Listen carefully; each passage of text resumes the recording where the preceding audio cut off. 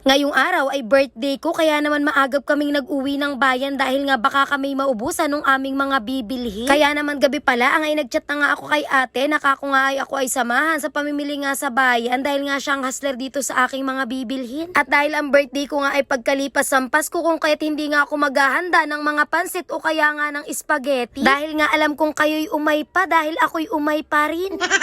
At bali dito nga pala kami nagdiretso sa Victorines at bumili nga lang dito ng pailan-ilan na mga gagamitin. At syempre pagkatapos ay nagdiretso na nga kami ng palengke dahil dito nga ako mas maraming bibilhin. At dahil nga birthday ko ay ako nga ang masusunod kung ano nga ang aking ihahanda at wala nga kayong magagawa. Kaya naman aking napagpasya ng ihanda na nga lang ay mga street foods. Kaya naman dito na nga agad kami dumiretso sa may tindahan ng ihaw-ihaw at dito nga namin napiling bumili dahil nga maganda yung tindera. At dyan nga lang yan matatagpuan sa may kanto nga niyang palengke. Basta hanapin nyo na lang at nag-iisa lang yan na maganda doon. Charot!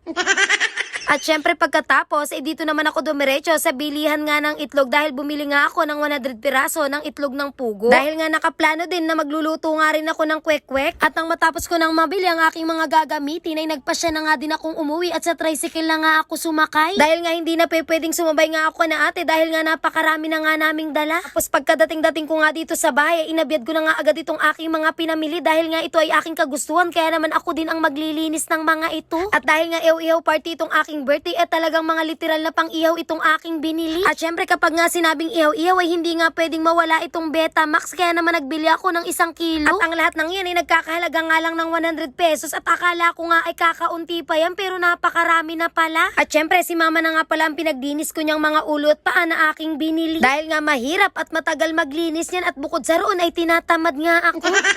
At syempre dahil nga napakarami nitong aking itutuhog at ito nga ay aking kagustuhan ay syempre tulong-tulong nga kami dito. At dahil nga yung ate ko ang hustler dito kaya naman talagang inumpisahan niya na nga ang magtuho. Dahil ganyan nga ang kanyang negosyo at yan nga ang nagpapayaman sa kanya.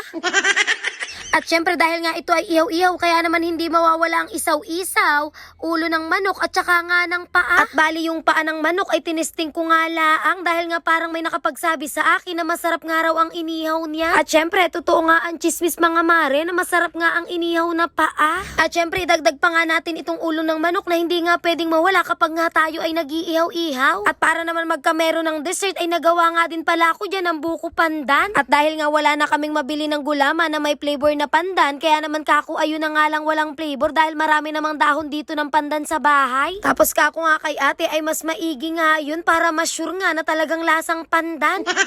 At bali 6 na piraso ng buko nga lang pala ang ginamit namin dyan dahil hindi naman nga maramihan ang aming gagawin. At talagang nagustuhan ko nga laang na magawa nga ng ganito. Bali 2 gulaman nga pala ang ginawa namin dyan at yung isa nga ay kinayod ko na parang buko at yung isa ay hinati-hati ko nga ng pa-cubes. At bali ito na nga lang talagang naisipan kong gawing dessert para nga naman mas kakaunti nga ang ricados. At bukod nga sa roon ay talagang napakabilis nga lang din gawin ito basta meron ka nga lang gatas at saka nga ng buko ay pwede na nga yun. At syempre meron nga din pala akong pang-ihaw na bituka ng baboy at yan nga yung mabaho pero hindi yan mabaho mga mare dahil nilinis yan ng maayos. At dahil nga ito ay ika-18 na birthday ko ay hindi nga pwedeng mawala yung happy birthday na banner na pink at yan nga mga pa-flower na mga lubo-lubo.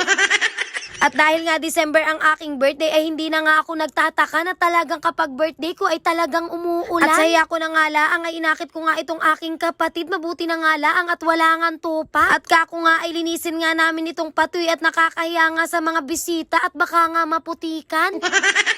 At syempre, uulitin ko dahil nga ito ay aking kagustuhan. Syempre ay ako din nga ang gumawa ng sauce. Pero yung suka ay si ate na nga ang pinagawa ko dahil nga masarap yun magtimpla ng suka dahil nga yun ay kanyang negosyo. At syempre, meron nga din pala ako ditong kalinawan ng baboy na gagawin ko nga Bicol Express. At syempre, habang pinapalamig ko nga ito, ay niluto ko nga muna itong humba ng baboy. Dahil nga kapag may gustong kumain, ayan nga ang aking ipapaulam para naman unang kagad high blood agad. Charot!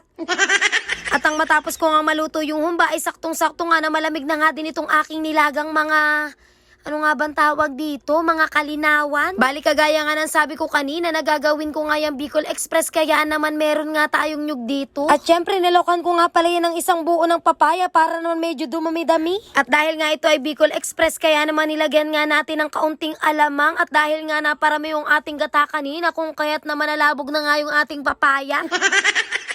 At syempre pagkatapos ay ito naman mga kwek-kwek ang isunod ko ang iluto, pero hindi ko nga ito nilahat dahil nga masama naman kapag nga ito ay lumamig. Kaya naman ang aking ginawa ay kapag nga may bisita ay saka nga lang ako nagpiprito. At syempre nagluto nga din pala si mama dyan ng pansit para nga daw pampahaba ng buhay, at yaan nga lang talagang aking handa. Kako nga ay nang maiba naman na talagang nakakasawa na nga ang spaghetti at saka nga ang pansit. Tapos saktong-sakto nga nakatatapos pa nga ng Pasko, kung kaya't naman talagang mga umay na umay pa. Kaya naman kako, yan na nga lang ang aking ihahanda para naman kakaiba. At syempre kapag nga ikaw ay pumili ng iyong iihawin na ikaw nga din ang mag-iihaw, alam nga namang ako pa ang mag-ihaw para sa'yo.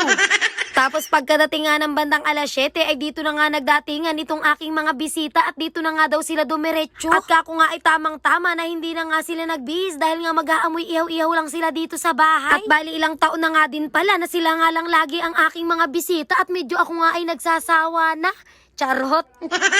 At ang buong akala ko nga nung una ay masaya nga na maghanda ng ganito ay hindi pala mari dahil nakakapagod. Tapos bukod pa nga sa roon ay talagang mag-aamoy usok nga ang iyong mga bisita, at pati nga loob ng bahay ay talagang para na nga kayong nasa lukaran. At syempre yun naman ay walang problema dito nga sa aking mga bisita dahil nga ito na may walang mga arte sa katawan. At subukan pati nilang mag-arte at hindi pa sila nagsasalita ay sisipain ko na ang mga ito. At ang mga yan nga pala ang una kong mga bisita, at yan nga talaga ang mga paldo. Kaya naman tignan mo itong si Alilin, sa sobrang kabusugan ay pahimas-himas na nga ng tiyan. Tapos pagsilip ko nga dito sa baba ay talagang nagsasayawan na nga itong aking mga tita dito sa baba dahil nga talagang maagap nga silang nag-inom. At parang alas 2 pa nga lang ng hapon ay talagang nandito na nga sila at nagsisimula na nga mag-inom. Kaya naman mga bandang alas 8 ay ganyan na nga ang mga kanilang ginagawa. At talagang panay sayaw na nga ng akurda.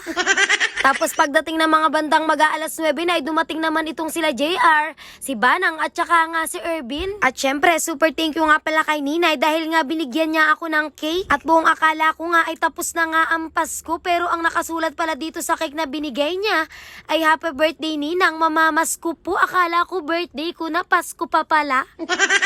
At syempre kapag nga ganitong handaan ay talagang sila nga ang palaging nahuhuli. At ang mga yan nga ay talagang laging pahuli kung dumadating. Dahil awan nga ba dyan kay Kevin na talagang pag nga napunta sa mga ganitong handaan ay talagang napakabango. Akala mo naman ay laging mahalikan. At ayun na nga, kumpleto na nga ang buong tropa at talagang hindi ko na nga alam kung saan ko nga sila isisiksik dito sa bahay. Dahil nga talagang napakaliit nga lang nitong salas namin, tapos napakalalaki pa ng bangko. Tapos akala ko nga ako ang may birthday, pero bakit si Banang ang umiiyak? Tapos nag-request nga itong aking mga kaibigan na buksan ko ng araw itong regalo nilang dala. Dahil nga taon-taon kapag nga birthday ko ay lagi nga itong may mga regalo sa akin at lagi nga ako nag-unboxing. Tapos nung una ay sinisilip-silip ko nga muna ang laman yan dahil kako ay baka nga katarantaduhan na naman. Dahil nga last year ay kapag nga sila ay nagre-regalo ay lagi nga may katarantaduhan, kagaya nga nung nakarang taon ay tibak nga ang regalo sa akin. At ngayong taon nga ay talagang naramdaman ko nga na talagang ako nga ay matanda na. Dahil tignan nyo naman itong mga regalo sa akin itong aking mga kaibigan, talagang mga kagamitan na nga sa bahay. Tapos nung mag-oras alas 10 na nga ng gabi ay lumipat na nga kami dito sa baba dahil nga napakasikip nga namin dun sa taas. Tapos bukod nga sa roon ay talagang napakainit nga doon sa taas, kaya naman nung umalis na yung mga tao dito sa baba ay lumipat na nga kami. At syempre dahil nga birthday ko ay hindi naman pwede na wala ngang malalasing. At sa mga oras na ito nga ay talagang sila nga ay mga lasing na at hindi ko nga lang sila pinapayagang umuwi dahil nga ang gusto ko ay ubusin nga yung alak. Dahil nga syempre ay sayang yun at sisingaw, kaya naman kako ay hindi pwedeng umalis hanggat hindi nga ubos yung alak. Tapos hindi ko nga alam kung sino ang nag-play niya ang mga budots na yaan na talagang napakagaling gumiling nung singer, kaya tignan mo naman itong mga lalaki talagang napakatatahimik habang nanunood. At talagang tigil nga ang inuman at talagang libang na libang nga doon sa mga gumigiling na singer at nagbubudots. Tapos tignan mo naman itong si Gigi, talagang siya nga ang nakarami ng alak at talagang tignan nyo naman na talagang giling na giling. Tapos sa mga oras na ito ay medyo tapos na ngang mag-inom, kaya naman kako bago nga sila umalis ay uminom nga muna ng kape para nga mahulasan. Tapos pati naman itong si Kevin ay kung ano-ano na nga ang pinagagagawa sa kamay ni Aileen. Dahil wala pa nga sa kanila ay kung ano-ano na nga ang pinagagagawa. Tapos maya-maya nga lang ay nagsisinayo na naman nga itong si Kevin at ikaw ba naman ang magsulo sa lambalog pag hindi ka malazing. At syempre pagkatapos nga nilang inumin yung kaping tinimpla ko sa kanila ay nagpasya na nga din silang umuwi dahil nga mag-aalas 12 na nga din yan ng gabi. At bali dito ko nga lang pala sila hinatid sa labasan dahil nga kung ihahatid ko sa kanila ay baka nga hindi kami matapos sa paghahatidan. At yun lang, maraming salamat sa pagdalo at sa susunod na taon ulit. Bye-bye mga mare!